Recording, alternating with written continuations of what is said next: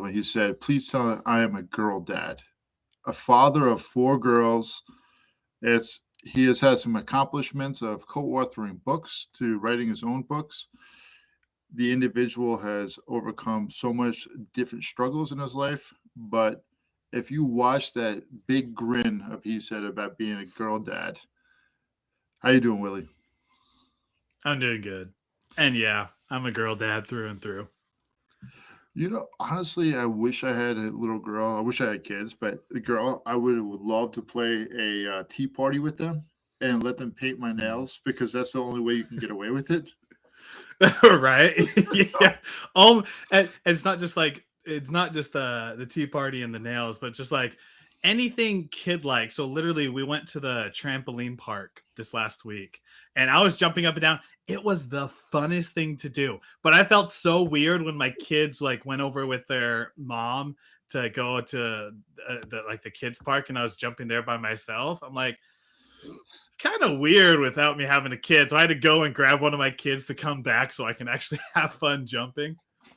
Oh, Oh man, honestly, I think we right now that type of light, we will get crucified of not having a child with us and taking strangers' kids with us might get us actually kicked out of these places. yes. Yes, very much so. Sorry, it's a bad joke. But one of the things I want to jump straight into. So Willie hit me with this quote: "We read scriptures in the light, and we watch pornography in the dark. How do we bring men's mental health from the darkness to the light? And what is your perspectives on it?" Yeah. So as a quote, it's something I heard years back. I was listening to somebody who went through his own pornographic journey.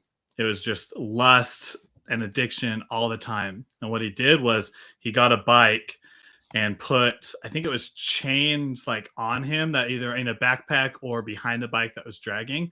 And he rode from one side of the country to the other side of the country.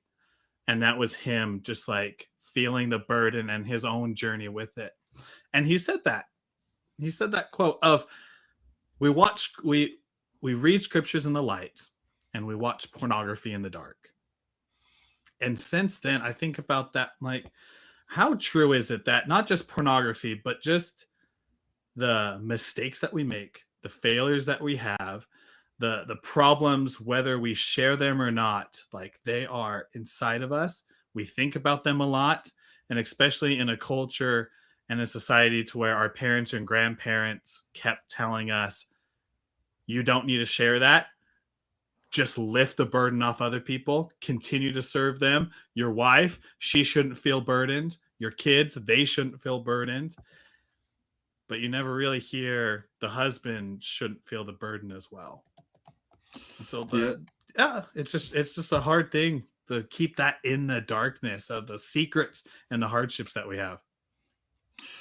the darkness and holding that stuff on is like a lot of weight, and we don't realize how it spills over into everyday conversation and also how we interact, how we sleep, and how it creates this unpresent, like where we're not able to be present. And like pornography, about a year ago, I had a guy on that was a porn addiction coach, and you don't realize how much pornography has risen. And people will say it's because of like more access to it. We have it on our phones, we have it everywhere now. But the other thing to it is like we don't have that intimate connection anymore. We are losing the ability to be seen, and we're going to stuff for these lower dopamine hits. Yeah, the dopamine hits, the not being able to connect. And really, for a lot of people, I can see that pornography is just a quick release for them. Just like this is something I can control. So I'm gonna masturbate for a quick 5-10 minutes just to get it out and then jump right back into my to-do list and works because amongst everything in life, at least I can control and feel connected, right? It's false connectivity, but at least I can feel this sense of connection for this 5 or 10 minutes and then get back into this life that we see either happens to us or that we created.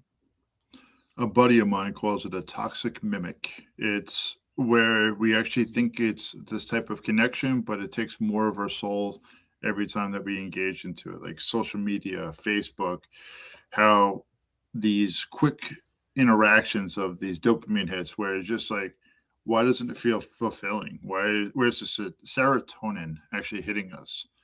And yep, I totally agree with you.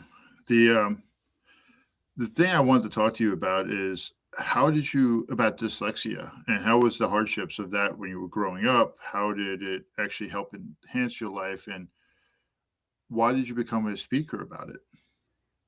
Yeah. So dyslexia was kind of one of my challenges throughout my life. There's been many, but just as a kid, when I was first diagnosed in the first grade, it was going to special class an hour at the end of each week to where my friends would then be like, "Hey, we're going to go play and we'll catch you later tomorrow." And I'd stand there as a kid, like we're talking 7, 8 years old, being like, "Did I do something wrong?" I was just loving on them. I was just sharing who I was. And if they don't like me for that, maybe you got to be something else.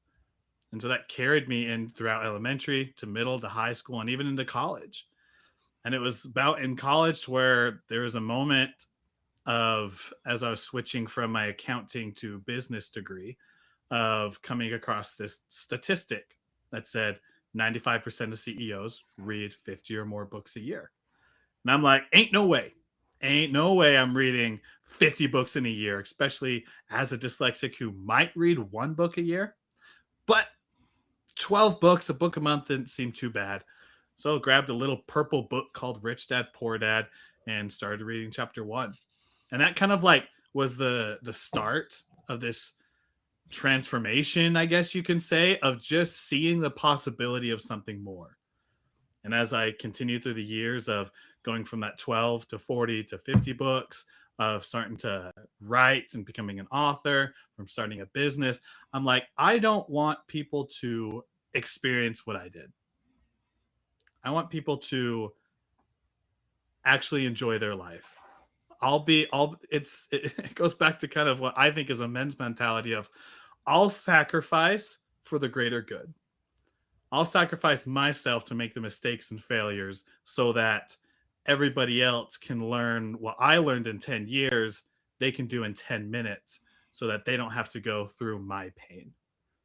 It's that villain hero type thing of the only difference between a villain and a hero is what they decide to do with their pain. The Hmm. villain says, I got hurt, so I'm going to hurt everybody else.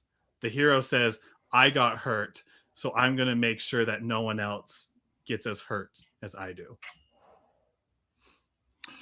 I never actually looked at it like that. I just know that, and I agree with it. Like Thanos, he says, "Let me snap the fingers so we can stop all this continuous pain, and we can give a surplus, but let's wipe out 50% of the population."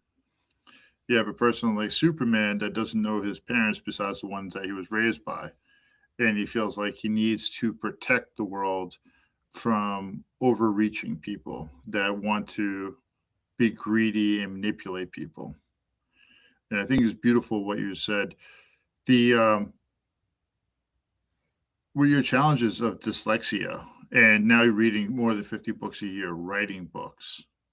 How does your brain now process the way that a regular person's brain process, or do you have to keep correcting the way that you are understanding the information?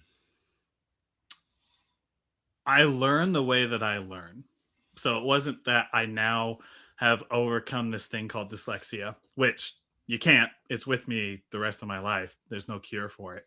It's just now I am learning the way in which works best for me.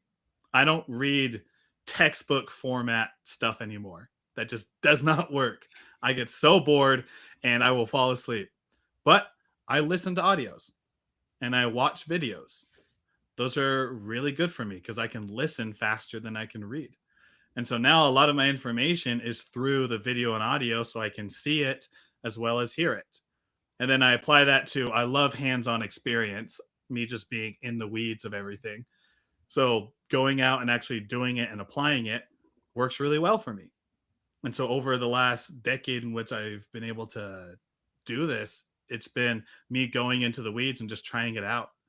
And that's one of the lessons I always teach people is do something, just do small little actions, 2% each day as you go towards your goal. Just pick a single thing and consistently do it. And that's what helped me go from that one book to 12 to now 50 to writing books to being able to have a business and talk with people. And like everything that I have is simply from me not doing the big opportunities, which they do come. The big opportunities come, but it's of just what I practice in private, what I practice in the dark. And that's me continually picking one thing each day, and then everything else is a bonus. Because at the Mm. end of the day, man, I would love if I just had one win during the day, awesome. But if I can have 20 or 30 little wins in a day, it doesn't matter the size. I'll take 20 wins over one win. So it's changing my perspective on every little thing that I do. Let's have this one thing that like moves the needle to get the result that we want, but then have everything else be a bonus. So by the end of the day, you get 20 wins. And then the next day, you get 15 or 20 more. And now you're feeling better and you're feeling more confident because this expectation of, I have to be this person way up here, that's not the expectation anymore. It's, I just need to do one thing during the day. Cool. Did the most important thing. Well, now everything else is honey. Everything Mm. else is the gravy on top. And just that's helped me a lot of being able to focus on, I get that one win and then everything else is a bonus instead of just being like, I get one win a week. Now I get 20 in a day. What do you think was the critical point of change of you started looking at the wins, and what inspired you to start looking at the wins to be able to almost put into the emotional currency or the win currency piggy bank? Yeah. I wish it happened sooner, but it was just a couple of years ago. Like after I've been going out, and this is when I first was co-authoring a book. This is after I graduated and we were having my second girl who's now 4 years old. Um, there were just a few days in which I really just didn't like what was going on. This is the same time when my wife and I were going through couples counseling because we were just like we're just not communicating as well. We have these volcanic moments that really hurt our relationship, and then afterwards we're able to calm down and make it better and make peace with it, and then we go on a date and maybe one after that, but then it goes back to the old standard of what we were doing before, and Mhm. then months go by and then you volcanic erupt again. So it was around that time of when we were couple counseling figuring that out, and it was during that where we were talking about expectations. It was my wife's expectations of me being this big, muscular hero prince type person. And it was my expectations of my wife being at home, taking care of the kids, and doing everything that goes on with the house. But neither of us communicated that.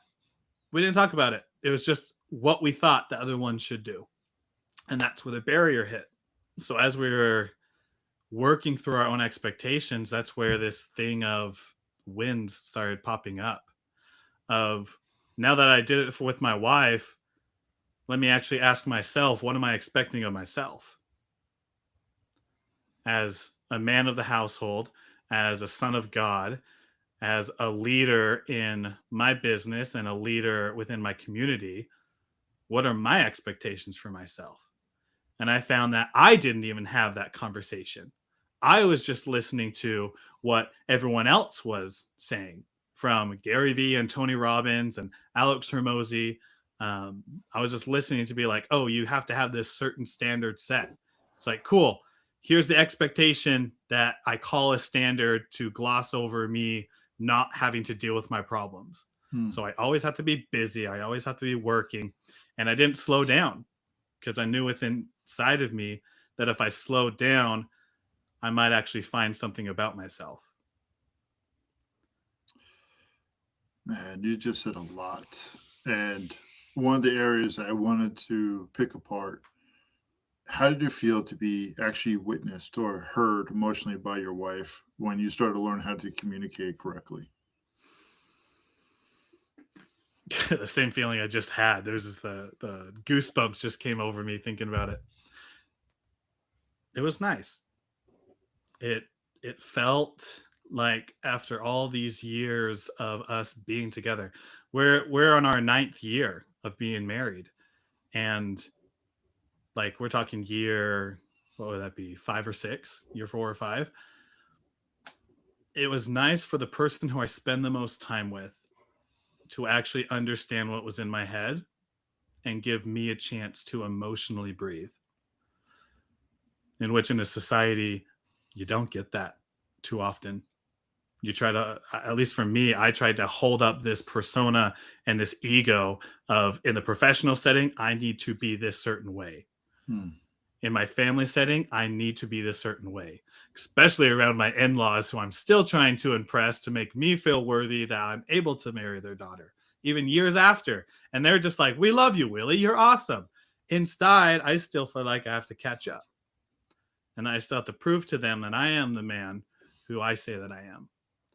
And so that moment of finally having another person who I love, who I would die for, actually be like, you know, Willie, I hadn't thought about that way before. Thank you for sharing. It There's the thing of, if you want to, the kids spell love Time, which is time. Women spell love Love. Men spell love Respect. And it was that moment where I finally felt respect.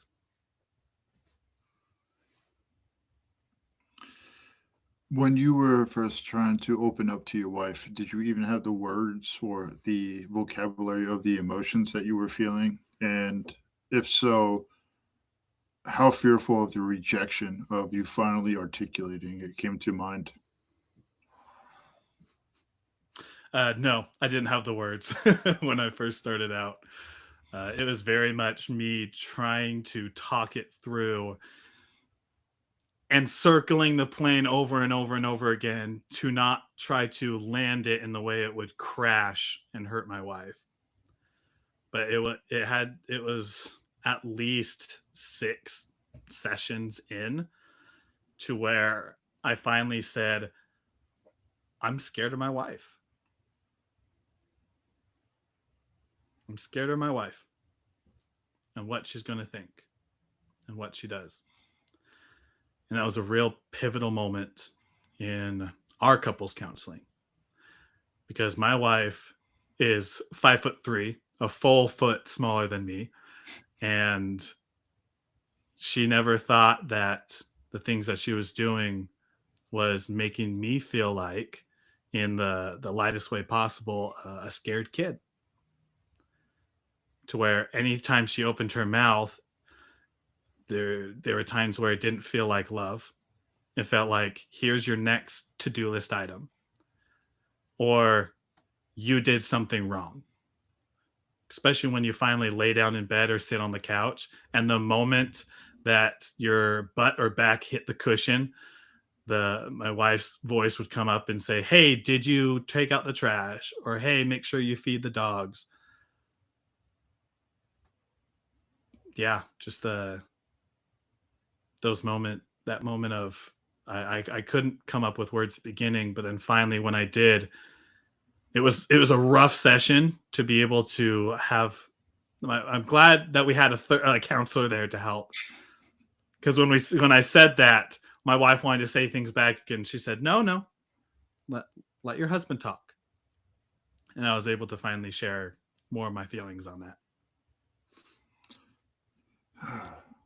Dude, that's so powerful, man. Thank you. It's I really felt that it's the stuck point, that the mentally stuck point of not being able to communicate because we worried about breaking down that glass house. There was something else that you were talking about, which was the obviously you want to be able to help people not experience this. What encouragement would you give to a person that's willing to go to couples counseling or willing to be accepted? So what would I What tell words of people advice? who are willing to do it? Or willing or ambivalent, I should say. Ambivalent would be the better word. Okay. Could you define ambivalent for me? Oh, so they're unsure. They're worried about what what about the relationship's going to change? How are the powers going to change? How does it you're going away from the predictability of what you know? Yeah. So kind of like fearful and scarcity to Yeah. what's going to happen. Um, I would say it's going to be different, but that's not a bad thing. And that's not just with couples counseling, but even with work. I remember when I was at Walmart, I was working hourly, and the manager came to me and said, "Hey, I want you to basically be promoted.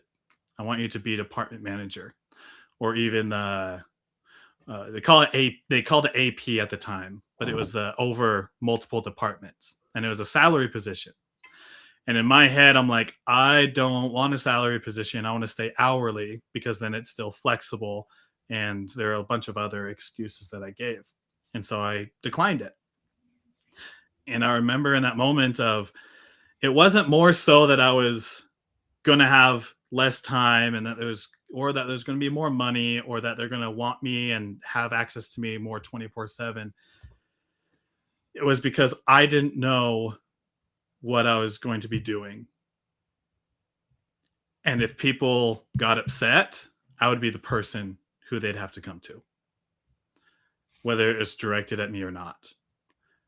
And so having to have more responsibility scared me probably about 80% over the 20% of the rest of the stuff that I told people about. And so whether it's in your work, whether it's couple counseling, it's going to be different. However, the one of you who's listening, who's in that spot, you have survived 100% of the days you've lived so far. And that's not just good, that's great. So you at least have a decent adaptability within you because you are still here walking and you're still here doing. So that new promotion, that hard conversation, whether it's with your in laws or with your spouse, the needing to go to couples counseling or an addiction recovery group, it's going to be different.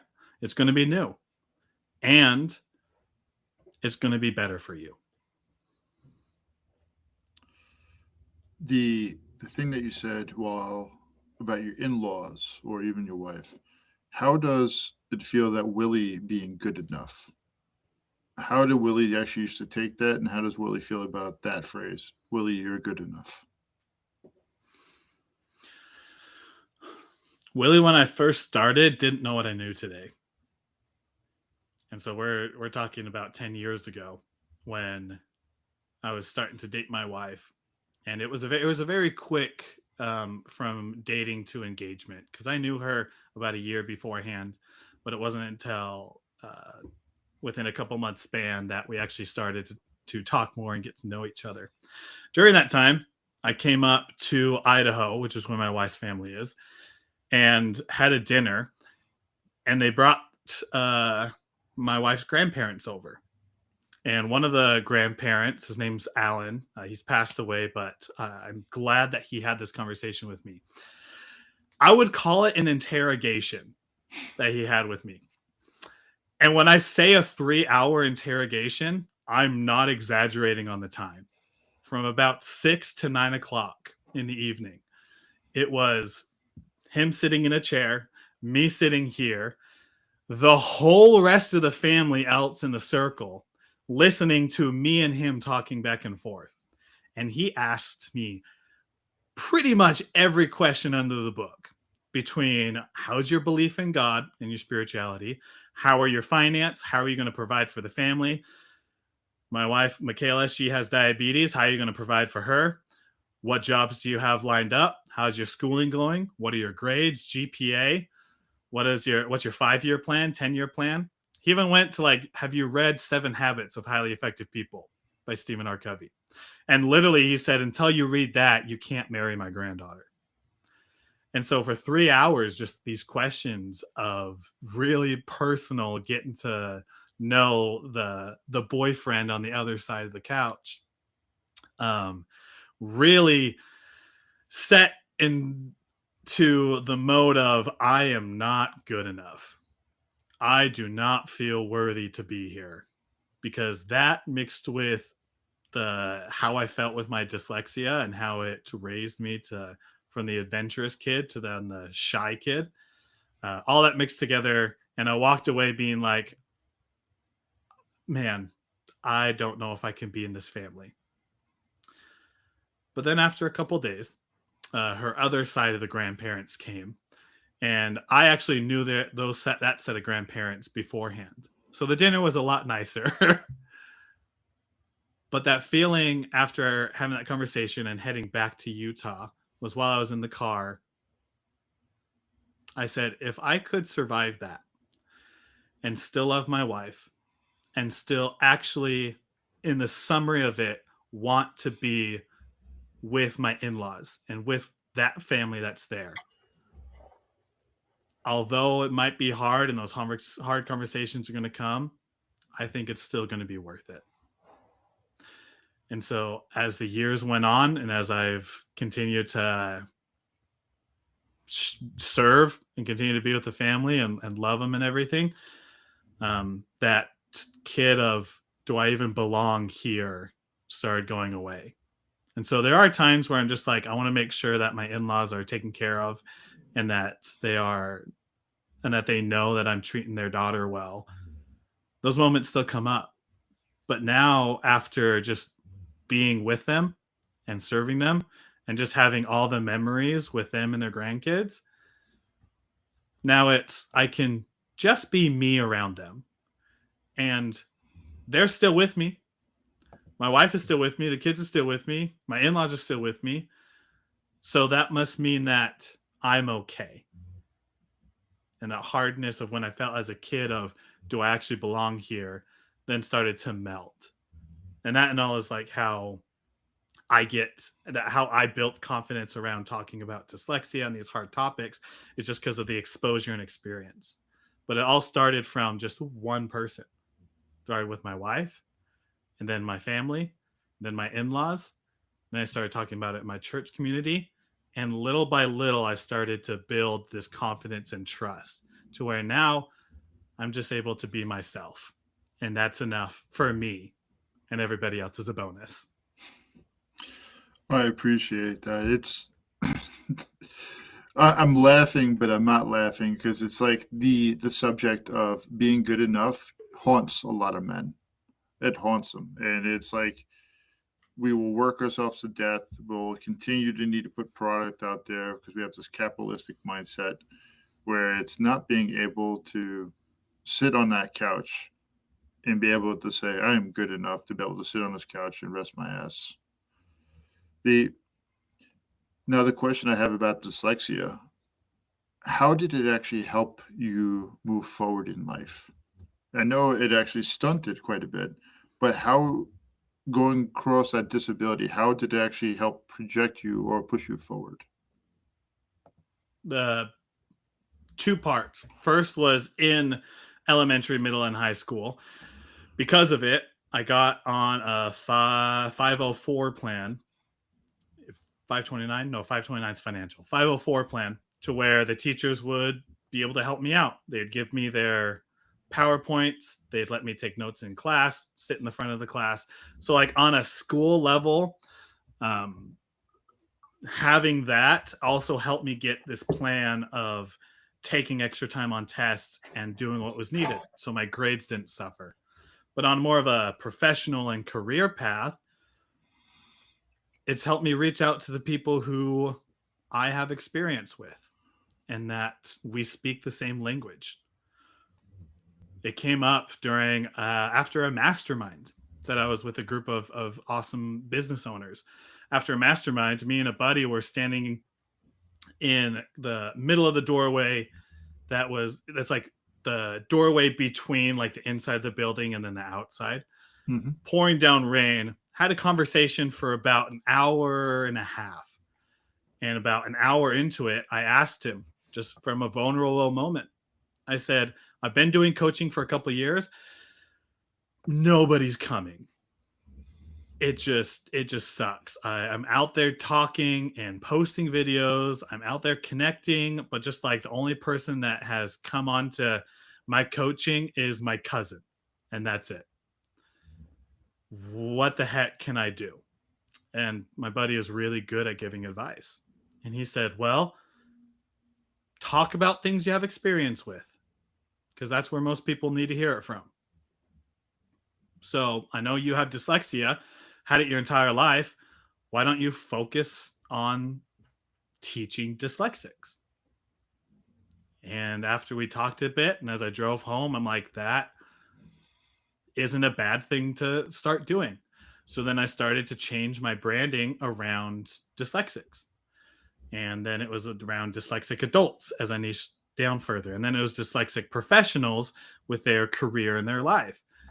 And all of that came from just one, having dyslexia. I've had it my entire life, 3 decades that we're summarizing it to. So now it's, yeah, anyone who has 3 decades of experience knows something about the topic. And then taking it and putting it down to people who actually went through the same thing I did, but now are living as adults, thinking they had resource as a teenager and kid, but who the heck do I go to as an adult? Of course, there's the associations that can do testing and stuff, but other than that, there's not really too many people out there who are saying, after you're diagnosed, what do you do now? It's, we're diagnosed, awesome. You have this umbrella of things that happen to you and that are causing it. But they don't talk about like what to do next. So I'm like, I want to be that person to help people out of, awesome. Once you think you're dyslexic, or if you went and get a diagnosis, cool. Now what are we going to do? What is it that you actually want to do? And then let's create a plan that works for you and your system. And we'll start going on and doing it that way. And so that moment with my good buddy just transformed my coaching to now speaking to individuals who I understand and who understand me. And and I'm sure you know this as a professional, when you are speaking to everybody, nobody listens. But when you speak to one person directly, people feel heard. So that's how I chose to take it. And it's created now where we're at. To be fair, I'm an unorthodox professional. I gave an hour-long presentation with 7 slides that only had 3 words on it in front of Nami, Montana. So they had to pay attention to me instead of seeing only the slide that had Baby Groot on it. It said, I am Will. But no, I fully agree with what you're saying. When you talk to that one person, like when I'm talking to you, I'm just talking to you. And how many people actually want to hear a similar conversation, to give ourselves the permission to be able to move forward, to be able to say, I have this and not I have this and I can't. And it's just the type of conversation to have. There's also another part I want to circle back to is, how has dyslexia helped you be able to be a better girl dad? Because I know that's your favorite thing to be, is a girl dad. Yeah. Oh, being a girl dad. It's helped me talk in kid form. There's so much jargon out there, so many complex words of trying to, like the supercalifragilistic thing that Mary Poppins says. Anytime someone says a big word I don't understand, now I'm like, hey, can you define it for me? Just like we did a few minutes ago. But before, it's just like, I do not understand you. and I just don't want to understand you because you're just using all these words. So being a girl dad, and as you just have kids, any parent out there can understand it. You use simple, direct words. Instead of saying, "Hey, don't go in the living room with the food," you say, "We eat in the kitchen." We eat in the kitchen. You tell them where you want them to be, not where you don't want them to be, because our brains don't understand the word don't. So you tell them where they want to be. When they do something that's messed up, I have more sympathy for them because I make mistakes all the time. So if they're make a mess or whatnot, I'm like, okay, what do we do next? Let's start cleaning it up. Show them where the paper towels are. Show them where those magic awesome eraser sponges are. Best things in the world. And we clean it up. And so being taking dyslexia and what I've learned as a girl dad keeps things simple. You can speak the biggest jargon terms to a 4-year-old and they will understand it. And just those two things, amongst others, just makes me a really enjoyable girl dad. And it obviously does help when talking to people, because if you can just talk clearly and at a 4-year-old level to somebody else, you don't talk to them as a 4-year-old, but in the simplest of language, they understand it. They understand it more. Instead of these big terms, it's just like, oh, so you're telling me that if I want to say hi to somebody, I just open my mouth and say hi. It's like, yeah, that's it. Or if that's even big for you, what do you do to show that you are happy or show that you are a kind person? As you're walking around, have a smile on your face. Don't need to show teeth. Have a smile on your face. And then people will just perceive you as being kind. Someone might say, be charismatic. Go out and just be somebody who people want to follow. It's like, what the heck does that even mean? So you break it down. It's just like, when you're walking, have a smile on your face. That's it. And then you just work from there. So that's what's come from it. Literally, you're just nailing why people have this imposter syndrome so much in their life. Be charismatic, be influential, be flamboyant with everything else. And it's just like, no, just be you. If you want to be kind, smile. If you want to actually have a better life, be grateful for those little wins in your life. Collect those little wins. I also would like for you to just check out the chat. So one of my friends was writing in the chat, and a lot of the stuff actually matters. I was hitting a lot of the talking points that you were talking about.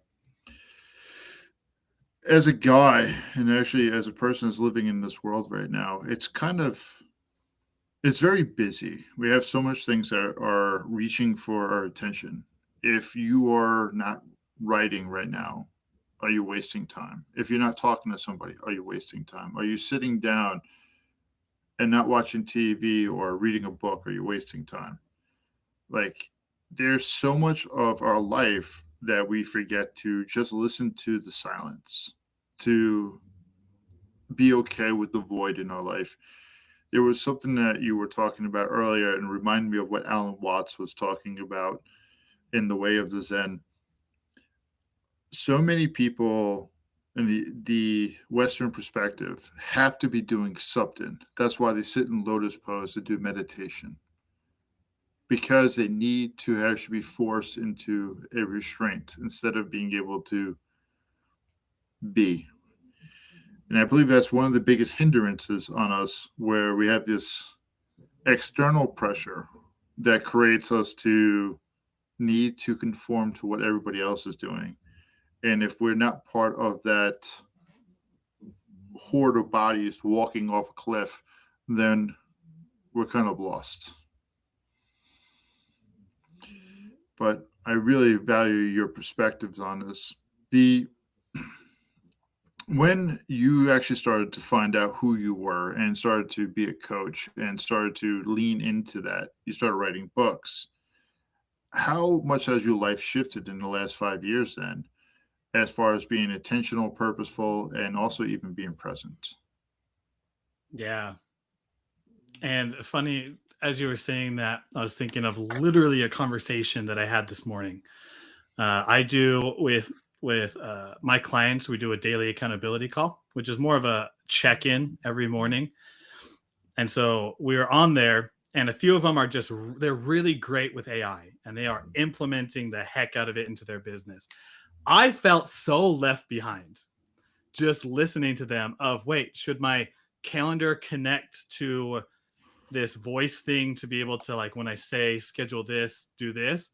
Should I be using AI to be able to help build my website even better, or build the specific one was the social content, breaking it down, actually planning and putting it out, and the AI is working like 24/7 to create it on its own. And I'm like, there's so many cool things I could add in my business.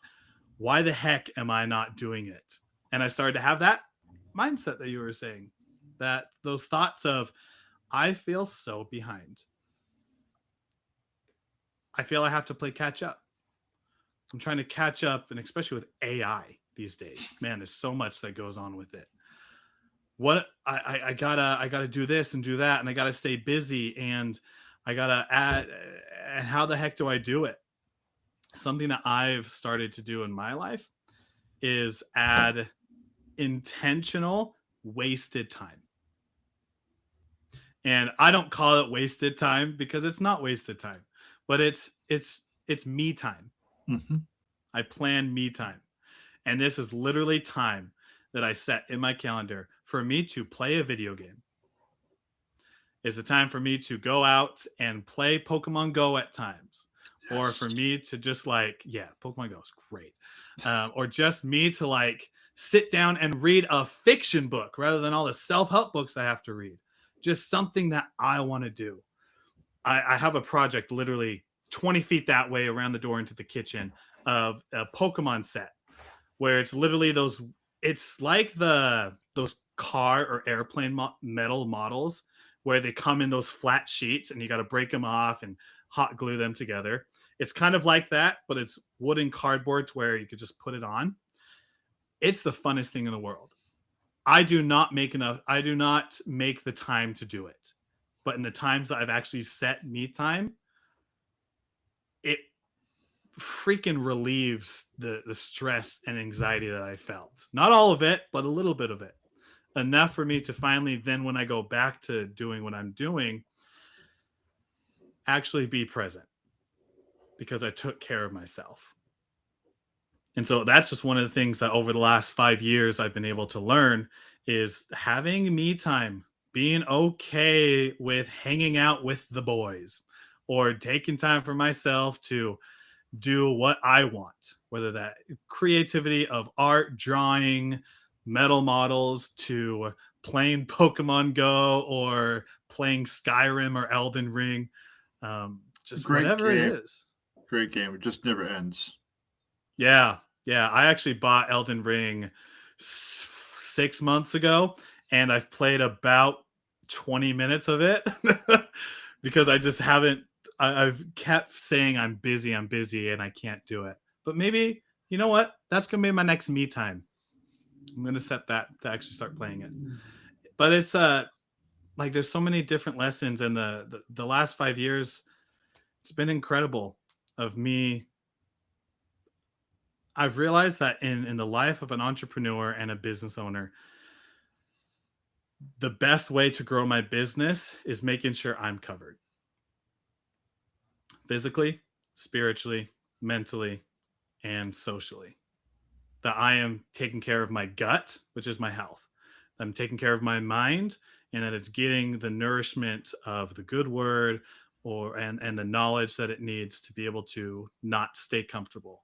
And then my soul, my heart, that I'm connected. I believe in God, that I'm connected with my creator, and that I just see this world as beautiful because amongst everything, it is. Mm-hmm. And then socially, being able to connect, have that connection. I used to struggle with pornography and I 100% understand it. And the connection on the other side is so much nicer. So much nicer. Not as instant, for sure, but way more worthwhile. Mm-hmm. And when I take care of myself, everything else amplifies and gets multiplied. You know what was interesting, Willie, while you were talking about your time, Pokemon Go, building stuff with cardboard, being able to spend time. I don't know if you remember or seen photos of the 1970s when they had so many bizarre looking color cars, like lime green, punch pink, and it was just like all these colors. And now you look around and it's gray or white or black or red. And while you were talking about being an entrepreneur, it feels like all we're doing is just trying to strip away the color of our life. We are forgetting who we are. We are going to say competing with AI. It's like this horizon that is actually becoming colorless, that is becoming either you're part of the SEO of this is your content's going to be shown or it's not going to be shown. You're either going to be with the cool kids and you have to aim towards this new god, or you're going to be able to be yourself, but nobody's going to see it. And but I love the fact that you play Pokemon Go, Skyrim, the other games. I'm glad I play Mobile Legends on my phone for like a half hour to an hour sometimes. But Nice. and I totally get what you're saying, man. It's so important to be ourselves, to be able to find ourselves, to be able to fill our cup. I know religion is a huge part of your life. When you've been finding God, or what is the importance of you to continue on building that relationship with God? And how does it help you? My relationship with God. I'm Christian, grew up Christian, specifically in the LDS church, and nothing against. I'm still a part of the church. I'm still LDS. Nothing against like the ways in which they go about like talking about. Make sure you, when saying a prayer, address Heavenly Father, say things that you're grateful for, say things that you need, and then close in Jesus' name. Nothing against that, and there's importance, but there's a difference between the Thanksgiving dinner that a grandpa gives and the personal prayer that actually connects you with him. Because the these and thous, they have their place, but the way I communicate with God is more of a me and my dad relationship. I go and I tell him about my day. It's like, man, I had the roughest day today. Like my oldest kid did this, and my wife, she's trying to take care of it, and I can't help her because I'm in the middle of work. And man, I just don't want to go home to all the makeup that's smeared on the counter because I know I'm gonna have to go and help clean that up. And but then like sitting there at night when I'm putting my girls down, um, I just like I open it and I'm just like, hey Father, thank you for letting me be here. Just being with my girls to have this life to where I've been able to create it, but it's because of you who's Mhm. helped me with it. And it's the I used to be dependent on God. And then there's a time in my life to where I was independent, but on myself. And now, as I'm building that relationship very strong with my Father in heaven, now it's an interdependent to where I can do it myself, but I don't have to. And as I've gotten closer to God, it just takes that burden away. Like all those problems we were talking about before, all the challenges that we face, those I'm not worth it, the imposter syndrome, the the man I believe in you, but I'm still watching pornography in the dark. Like I feel like I sin and I can't talk to you because you're going to be upset with me and disappointed in me. To where he's just always been there. He always has his hands open. And that's what I love for those who are Christians and like have seen pictures of Christ. I love how his palms are just open because it's a nice symbolism thing of I'm always here with my hands out. But you get to choose if you want to grab my hand. And as I've chosen to grab his hand, it's been incredible because now I'm never alone. Even when I'm in the lowest parts, I still know that God's there for me. And that's just helped from being that girl dad that I love being to being the entrepreneur and business owner in my business to just like the small things. God trusts us. Sometimes we become too reliant on him and we say, I want you to change this. Please help me be this, or help this to happen, to where we should say, these are things that I want. And if it's not against your will, please give me strength. Please be with me as I go and make those choices. Because God, he loves us so much that he's going to smack us across the head if we're in danger. Like if we're in those danger moments where a train is coming and we're on the train tracks, he's going to make sure he grabs us and pulls us out. But other than those like dire moments, God cares about what we want. He cares about what our desires are. With Pokemon Go, I could care less about the shinies, the XLs. I can care about less of the PvP and whatnot. I love the 4 stars, the like hundo bigot, like the best IVs for Pokemon. So literally the only thing I do is try to get all 4-star Pokemon. Does God care about that in the grand scheme of things? Not really. But because I care about it and he cares about me, then he cares about that. As long as I'm still going out and doing and sharing my light and my calling with people, he's letting me use that as a tool to be able to help other people out. And it has. It has. I've seen a lot of things with it. So that whole relationship of being that dependent to independent to now being interdependent to where I can do it myself, but I don't have to, has just made everything better. So, Willie, where can people find you? Yeah, people can find me best at my website, coachwillieblake.com. And there it'll have the links to all my social medias. For those dyslexic professionals who want to work with me, there'll be a link to work one-on-one, as well as free gifts for people who listen to me on podcasts like these, to help people out. Different frameworks that I've gone through that can help other people out to break free from their own chains that they feel. The other question I have is for anybody that's listening to this, or now or in the future, what is a message that you would love to give to them?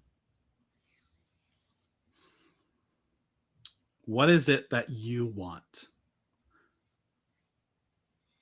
What is it that you want? Start there. Whether that is being the astronaut or being the Pokemon master or being a chef with Gordon Ramsay. What is it that you want? Get that kid energy and that kid smile going about the dreams that you had as a kid. And then do one thing each day in that direction toward what it is you want. And those times where you feel that have felt behind, feel imposter syndrome, feel broken down or burnt out, they're going to start happening less because you're actually going to start doing things that you've cared about. So pick a single thing you can do each day, 5 minutes if you need it to, but do something for you, because amongst the society we live in, you matter. You know, you and several other people I've had on here ended it with "you matter." I love that. I love that phrase because we don't hear it enough. I really appreciate this conversation. I think I might need this conversation more than the other listeners. And yeah, I have actually told other people I struggle with my relationship with God. I have the reminder of doing what I want to do for myself is huge. And you're a good dude. I loved how you said that most importantly, you're a girl dad, a father of 4. And there's straight up vulnerability that you have been able to give and role model for other people is huge. Thank you for being an inspiration. Thank you for that.